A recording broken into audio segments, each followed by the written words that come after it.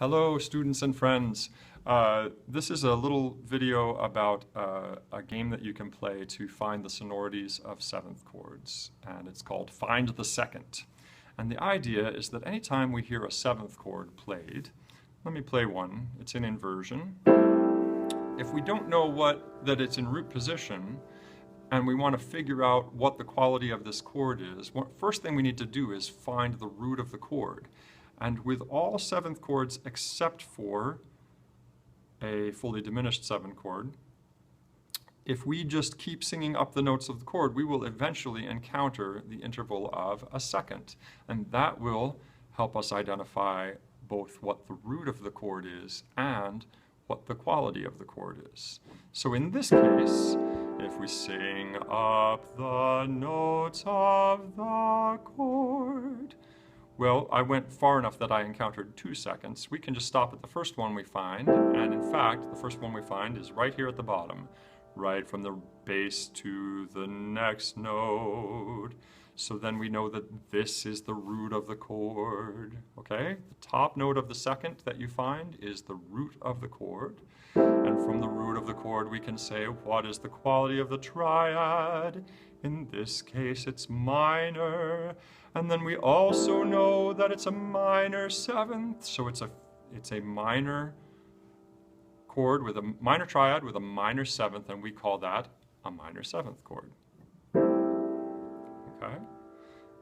Let's try another one and see if you can figure out where the second is. First of all, what note is in the bass? We'll start with that note and we'll sing up till we find the second. If you sing up, you'll find the second. There's the second right between these two notes.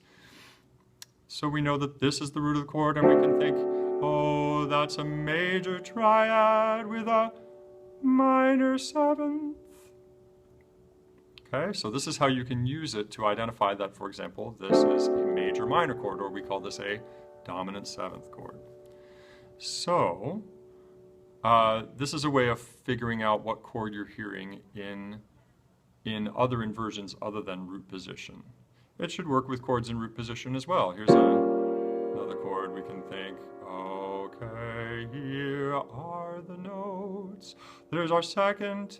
Lo and behold, the top note of our second is also the bass note. So this is in root position.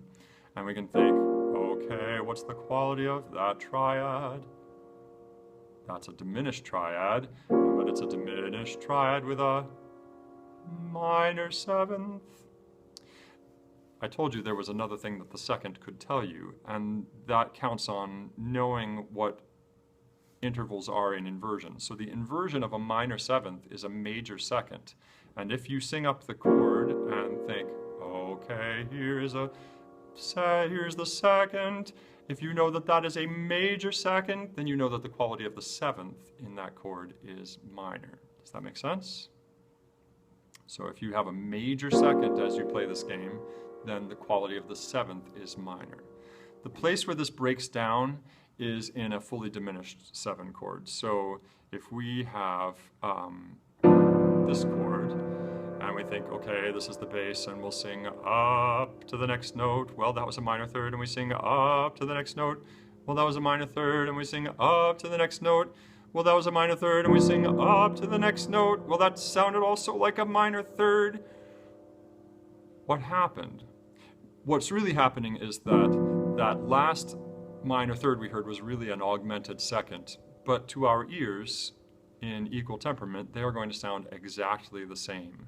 And so if you have a stack of minor thirds, then you know you have a fully diminished seventh chord, and that is how you can identify that sonority. Okay, I hope that this helps, and I hope you understand now how to play Find the Second.